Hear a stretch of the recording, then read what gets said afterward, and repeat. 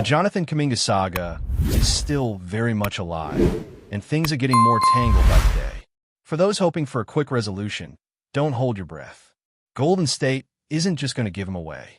The front office has drawn a clear line in the sand. If Kaminga is going to be moved, it has to be for a real difference maker and a first-round pick that's unprotected and meaningful. That's not something you pull off easily, especially when you're dealing with the current salary cap restrictions and trying to navigate a roster that's already loaded with massive contracts. Let's start with what we know. Golden State has shut down any talk of a sign and trade, unless it's a deal that clearly benefits them in the short and long term. And so far, none of the offers have come close. Sacramento came knocking with a package that started with Devin Carter, Dario Saric, and a couple of second-rounders. Then it morphed into Malik Monk and a protected first-round pick, and even that didn't move the needle. Why? Because protected picks are a gamble. If the pick ends up being valuable, the team that trades it often keeps it. That means Golden State could end up with a late pick closer to the second round, which just isn't enough for someone they drafted 7th overall. Now, this isn't just about talent. It's about dollars and cents. The Warriors are in salary cap hell right now, plain and simple. Their top 3 contracts, Stephen Curry, Draymond Green, and Jimmy Butler, total around $139 million. That kind of payroll doesn't leave room for depth or flexibility. And under the new CBA rules, making trades is a nightmare unless the money matches up almost perfectly. In a sign-and-trade scenario, for Kaminga, Golden State would only be able to count half of his new salary as outgoing salary. So, if he signs for $21 million annually, only $10.5 million count for trade purposes. That means the Warriors would have to throw in additional contracts just to balance things out. This is where names like Moses Moody and Buddy Hield start coming up. If Kaminga is going to be moved, one of those two likely needs to be packaged with him just to get the math to work. But here's the catch. The Warriors aren't interested in losing depth. They haven't signed a single new player in free agency. Giving up Kaminga and Moody or Hield leaves them painfully thin, especially when you're trying to compete in the loaded Western Conference. So they're stuck. They want a good return, but they don't have the flexibility to make a lot of moves. And while this is happening, other teams are circling.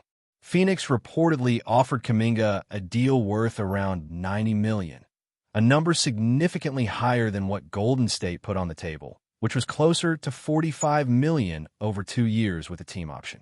But Sacramento offers something Phoenix doesn't, a clear path to a starting role. Kaminga could slot right in next to Keegan Murray and Domantas Sabonis and have the kind of usage he's been craving. That matters to a young player who's betting on himself and wants to prove that he can be a star in this league. He's made it clear that he sees himself as a starter. He posted it on social media, "I'll bet on myself all day," and he's backed it up by rejecting solid money in hopes of a bigger opportunity. At 22 years old, Kaminga knows this is a critical point in his career. He wants to play, he wants to develop, and he wants to show that he's more than just a bench piece on a veteran-heavy team. But that brings up the big dilemma. If the Warriors don't find a trade they like, what does Kaminga do? He could take the qualifying offer, about $7.9 million, and become an unrestricted free agent next summer. That gives him some control, but it also comes with risk. If he gets buried on the bench again, like he did toward the end of last season, his value could take a hit. And let's not forget how last year ended for him. After an ankle injury and the arrival of Jimmy Butler, Kaminga basically disappeared from the rotation. Even when he was healthy, Steve Kerr didn't trust the combination of Kaminga, Butler, and Green on the floor together. That trio didn't click, and Kerr didn't see a way to make it work. But things might be different this season. The coaching staff has hinted that they'll give the trio more time to gel, to figure out spacing, and to adjust their roles. That's great in theory, but in practice, it depends on how much trust Kaminga feels from the organization. If he believes the writing is on the wall and he's not going to get meaningful minutes, then accepting the qualifying offer might be his way of keeping the door open to walk next summer. Of course, there's another side to this, the financial future of the team. Golden State is already operating nearly $93 million over the cap. That's brutal. And when you look at the league as a whole, there aren't many teams with the kind of cap space needed to make a clean offer to Kaminga right now. But that could change. After this upcoming season, several major contracts are set to expire, including Butler, Green, and potentially Curry. That would open up a massive amount of space. And that's likely part of the long-term thinking in the front office. Keep flexibility now so that next summer they can make a big swing, maybe even go after a player like Giannis Antetokounmpo. So, back to Kaminga. Where are his real options here? If no trade happens before the season starts, he could bite the bullet, accept the qualifying offer, and try to shine in whatever minutes he gets. Maybe he forces the coaching staff's hand. Maybe injuries open up a spot. Or maybe he just has to survive one more season before he can fully control his future. It's a high-risk, high-reward move, but one that might be necessary if he's serious about betting on himself. And let's not ignore the emotional side of this. The Warriors might be hesitant to send Kaminga to Sacramento not just because of the return, but because of what it would mean if he blows up there. That's a division rival. It's Northern California. You don't want to be the team that gives away a young, athletic wing who turns into a star right down the road, especially if you get pennies on the dollar in return. That kind of move haunts front offices for years. There's also the issue of perception. Trading Kaminga signals that the Warriors are giving up on a major draft investment. It sends a message about the team's timeline. Maybe they're going all in on one last run with the veterans, or maybe they're clearing the decks for a full reset after next season. Either way, it's a major shift, and that's not a decision you make lightly. Meanwhile, teams like Brooklyn, Milwaukee, and Utah are monitoring the situation. They're not active right now, but they might be next summer. Brooklyn, for example, already made their big move with Michael Porter Jr., but they'll have cap space again. Milwaukee could restructure and make a push. Even Philadelphia or Charlotte could come into play. The point is, if Kaminga plays his cards right and gets just enough opportunity to flash his potential, there will be options on the table for him a year from now. But timing is everything. And in the NBA, situations can change fast. An injury, a mid-season trade, a bad start to the year. Any of these could change the equation for Golden State or for Kaminga himself. That's why both sides are being patient, even if the tension is bubbling just under the surface. For now, all eyes are on the front office. Will they cave and take a lesser offer just to resolve the situation? Or will they hold firm, risk losing Kaminga for nothing next year, and hope that the chemistry somehow works itself out in the meantime? There's an underlying tension building between what Jonathan Kaminga wants and what the Golden State Warriors are actually willing or able to give him. And the longer this drags on, the clearer it becomes that we're headed for a standoff, if not outright separation. Kaminga sees himself as ready. Not ready in the developmental sense. Ready in the give me 30 minutes a night and let me work sense. He believes he's done the waiting, taken the punches, watched vets play over him, and now it's his time. The Warriors? They're not so sure. They know what they have in Kaminga, a freak athlete with flashes of elite two-way potential, but also a player who's still learning how to fit into a structured system, especially one that's run through some of the smartest veterans the league has ever seen. And that's part of the dilemma. Golden State's system isn't built to hand over the keys to a young wing who thrives on isolation, scoring, and downhill attacks. This is a team that lives and dies by movement, passing, high IQ basketball, and defensive versatility. Kaminga, at this stage, is a player who can dominate in transition, bully defenders in the paint, and hit the occasional three. But he's also inconsistent defensively, doesn't always make the right reads, and sometimes stalls the offense when the ball stops with him. That's not a death sentence. That's the profile of most 22-year-olds in the league. But on a team with Steph Curry, Draymond Green, and now Jimmy Butler, there's no margin for error. Steve Kerr has been hesitant to give Kaminga consistent run, especially in high-stakes situations. Even when Andrew Wiggins was out and the door opened, Kaminga's own ankle injury killed his momentum. Then Butler arrived, and just like that, his spot was gone. Add in the fact that Kerr openly doesn't love the fit between Kaminga, Butler, and Draymond on the floor together, and you can see why this situation feels so suffocating for the young forward. He's not just fighting for minutes. He's fighting against a system that may not see him as a foundational piece. But then comes the other reality. The Warriors might need Kaminga more than they want to admit. The roster is aging. The payroll is bloated. They've been reluctant to spend in free agency, and that's not just strategic, it's financial. With the new second apron in play, the team is severely restricted in what it could do to add or even retain talent. That means internal growth becomes the most viable path forward. If Kaminga develops into even a borderline all-star, that gives Golden State a huge boost in terms of value and production per dollar. But if they trade him now for a role player and a late first-rounder, they risk missing out on the exact kind of player they desperately need to stay competitive. Then there's the locker room dynamic. Curry has always been a pro. He's going to say the right things, support his teammates, and defer to the front office. But at some point, the core vets are going to want clarity. Are we going all in to win another title, or are we retooling on the fly? Because keeping Kaminga, but not playing him makes no sense in a win-now context. And trading him for a weak return makes no sense if you're building for the future. You can't have it both ways.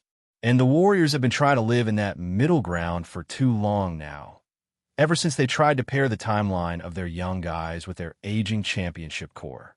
Kaminga's situation is the last remaining piece of that failed dual timeline approach. James Wiseman is gone. Jordan Poole was shipped out to make room for Butler. Moses Moody is hanging on, but barely. And now Kaminga, the most physically gifted of them all, is stuck in limbo. The Warriors have to choose a direction.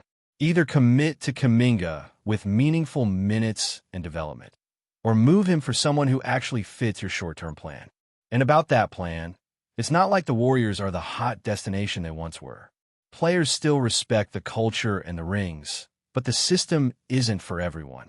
It requires high basketball IQ, selflessness, patience, and a deep understanding of spacing and timing.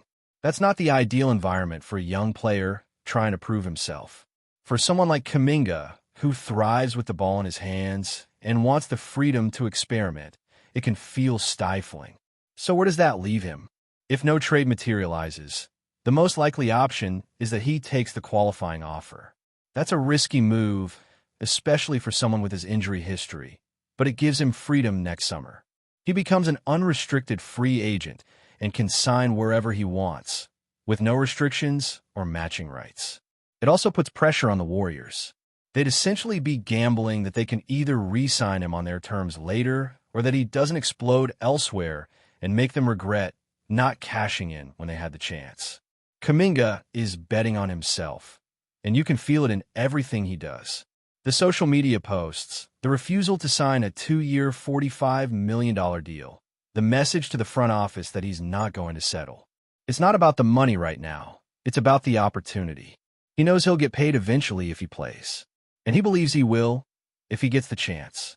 Sacramento and Phoenix remain the two most serious suitors, and both have advantages to offer.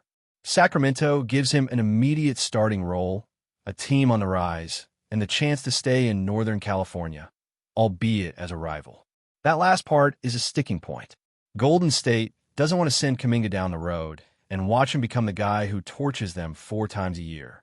Phoenix, on the other hand, might have a better shot at contention and has shown a willingness to invest in young athletic wings. But even their offer, reportedly around $90 million, hasn't pushed the Warriors to move. Other teams are waiting in the shadows. Brooklyn, Milwaukee, Utah, they all have potential cap space next summer.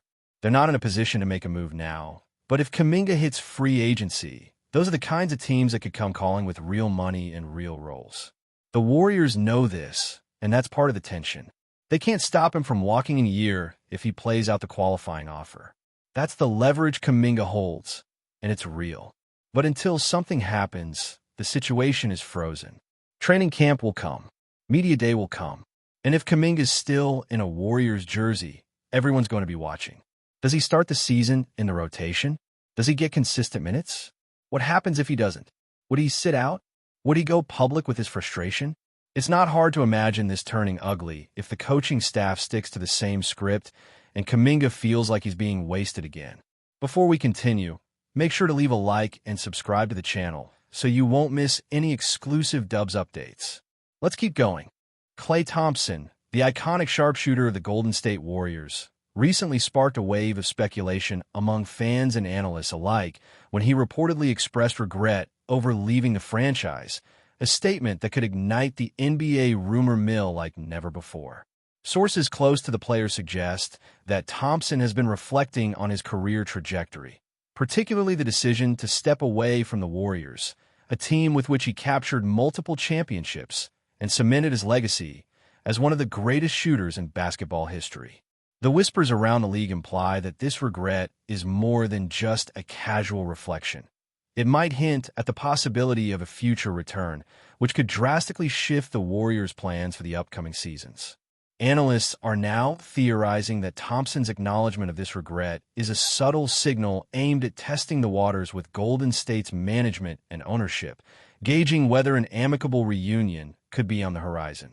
While no official talks have been confirmed, the mere suggestion of Thompson reconsidering his departure has set social media ablaze, with fans debating whether the timing could coincide with roster adjustments, salary cap considerations, and the team's ongoing pursuit of maintaining championship contention, making every speculation headline-worthy in today's basketball discourse. Rumors indicate that Thompson's remorse might not only be personal, but also strategic. As insiders suggest, he could be evaluating how leaving the Warriors impacted his competitive edge, championship opportunities, and overall standing in NBA history. His time away from Golden State reportedly offered both challenges and insights, as sources hint at the struggles he has faced adapting to new team dynamics, coaching styles, and systems that may not fully leverage his shooting prowess. Basketball commentators are speculating that this period of reflection might have ignited a desire to reclaim the identity and synergy he enjoyed with the Warriors, alongside the core players with whom he shared significant success. Moreover, some league insiders are hinting at the possibility that Thompson's comments were intentionally leaked to stir speculation and gauge public reaction, potentially laying the groundwork for negotiations that could influence trade rumors, free agency movements, or even mid-season acquisitions. The narrative swirling around Thompson suggests that any hint of returning to Golden State could have far-reaching consequences, not only for his career, but also for the Warriors' strategic planning, as fans and analysts alike imagine the dynamic shifts and potential championship scenarios that could emerge from such a reunion. Adding fuel to the rumor fire, sources have pointed to recent social media interactions and subtle comment from Thompson during interviews that some interpret as nostalgia for his Golden State days, fueling speculation that his regret could translate into action sooner rather than later. Observers are noting patterns in the language he uses when referencing his former team, suggesting a longing for the camaraderie, the play style, and the city itself, which could indicate that his departure was more circumstantial than entirely voluntary. The NBA rumor ecosystem is now buzzing with conjecture about what a potential return might look like, including questions about roster spots, salary negotiations, and whether the Warriors would prioritize reintegrating Thompson over pursuing other high-profile acquisitions. Furthermore, betting analysts are quietly adjusting odds on trades and signings in response to these whispers, indicating that even subtle hints from a player of Thompson's stature can have tangible effects on market perceptions. If the speculation holds any truth, a return could reignite the Warriors' offensive firepower, deepen their veteran presence, and spark a wave of excitement among a fan base that has watched Thompson grow into a legend within their franchise, making every rumor worthy of careful consideration in both sports media and betting circles. Meanwhile, industry insiders are hinting that Thompson's regret might also intersect with larger NBA trends, including player mobility, franchise loyalty, and the balancing act of personal ambitions versus team legacy, suggesting that the situation could become a case study in how modern athletes navigate career decisions. The speculation extends to whether Thompson's reconsideration of leaving Golden State is influenced by ongoing developments with the team, such as contract expirations, emerging young talent, and the Warriors' pursuit of sustained dominance in a highly competitive league.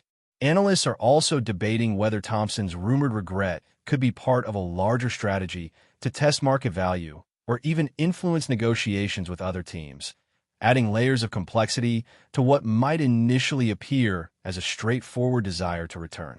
Rumors are also swirling about internal discussions within the Warriors organization, as management might weigh the potential benefits of welcoming Thompson back against roster flexibility, financial constraints, and long-term team planning.